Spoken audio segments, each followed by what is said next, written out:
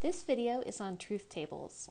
We can use truth tables to combine logical expressions and determine when they are true and false. So for the first example, we're going to write a truth table for the logical expression P and Q or not Q. As an example of just a sentence that has this logical structure, we could say, I will get my binoculars and go bird watching, or I won't go bird watching. So in other words, I'm gonna P, get my binoculars, and Q, go bird watching, or I won't do the second thing, or not Q. So that would be, a phrase with that logical structure above. All right, now let's write a truth table for this logical expression. Now every truth table is going to have whatever variables there are. This has two variables, P and Q can each be true or false. So what I have on the left is all possible combinations of truth values of P and Q. So it could be that P is true while Q is true, P is true while Q is false, P is false while Q is true, or P is false and Q is false. I'm going to always write these in the same order of P starting as true, then being false, and then Q alternating twice as often as P. So I'm going to always write them in the same order, and I think that'll be easier for all of us if we all write it in the same order, that we can just read each other's truth tables more quickly. Secondly, this is what we eventually want to find. We want to find the truth values for this entire expression, P and Q or not Q. And if you like, you can go right to that. But especially in the beginning, I think it can be helpful to write helper columns. So P and Q is part of the expression, and not Q is another part of the expression. So let's write the truth values for those, those steps of the problem. So first, is P and Q true? Here, yes, both P and Q are true. Here, no, Q is false. Here, no, P is false. And here, no, both are false. Not Q. Not Q is true when Q is false. So here, Q is true, and therefore not Q is false. Here, Q is false, Q is true, and so on. Now, the piece that we actually want to find the truth values for, P and Q or not Q. So here is either P and Q or not Q true. Yes, because P and Q is true, so that means this is true. Here is P and Q or not Q true. Yes, not Q is true, so this is true. Here are either of these two pieces true? No, no, so this is false. And lastly, are either of those two components true? Yes, so that is true. So that's our truth table for that logical expression. Now, I'd like you to write a truth table for the logical expression Q implies not P. So try that out, pause, grab a piece of paper if you haven't already. Okay, so just as a reminder, in general, the statement R implies S can only be false if R is true. So, for example, the statement, if I am elected, if R, then S, I will buy everyone ice cream. So I could say, if I'm elected, I'm going to buy everybody in the United States ice cream. If I'm not elected, that was not a false statement in any case. So if I'm not elected and I don't buy anybody ice cream, I did not make a false statement because I was not elected. If I'm not elected and I do buy everyone ice cream, that wasn't a false statement either. So this R implies S can only be false in the case that R is true. And that's only going to be false if R is true and S is false, if I'm elected but I don't buy everyone ice cream. Okay, so now just with that in mind, let's make our truth table for Q implies not P. Again, we can do a helper column of not P. And so not P, here P is true, so not P is false, not P is false, not P is true, not P is true. Q implies not P. So here we have a true thing implying a false thing, and so this is false. I got elected, but I didn't buy everyone ice cream. Here I have a false thing implying a false thing. That is true. I did not make a false statement. I did not get elected, so I didn't have to follow through on my promise. Here we have I got elected and I bought everyone ice cream. Yay. And here I didn't get elected, but I bought everyone ice cream anyway. Again, I did not make a false statement there, so that statement is true. So that is our truth table for Q implies not P. Now I'd like you to write a truth table for the logical expression P and Q or R.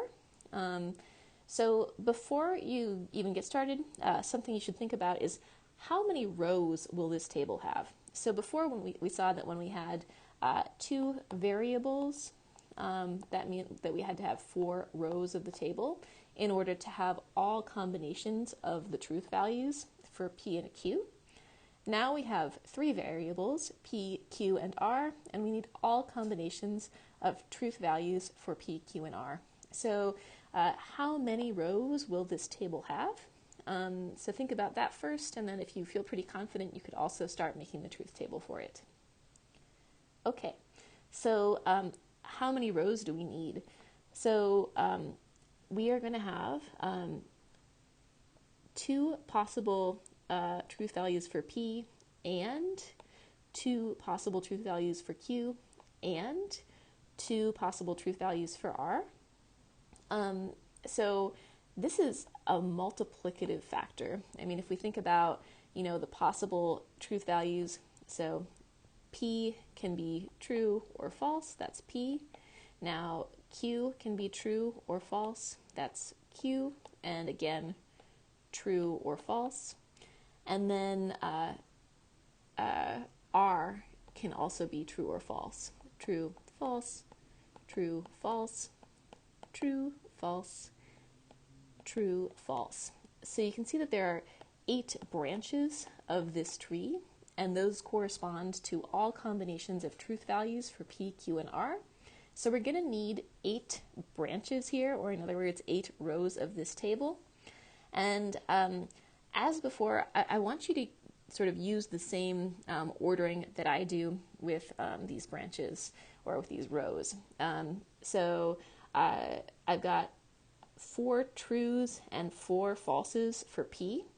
Now Q is going to alternate twice as often as P. So I'm going to have true, true, false, false, true, true, false, false. And then R is going to alternate twice as often as that. True, false, true, false, true, false, true, false. And you can verify that yes, these match up with sort of the branches of that tree that I drew above in the same order. If we ever did one with 4 variables, then that would require 2 times 2 times 2 times 2. That would require 16 rows. I don't think we'll do any like that, but we could. 5 variables would require 32 rows and so on.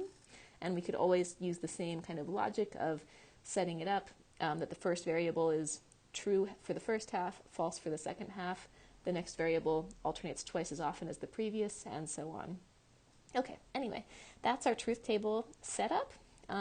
So now that it's set up, I would like you to, if you haven't already, pause again and write out the truth values for that logical expression.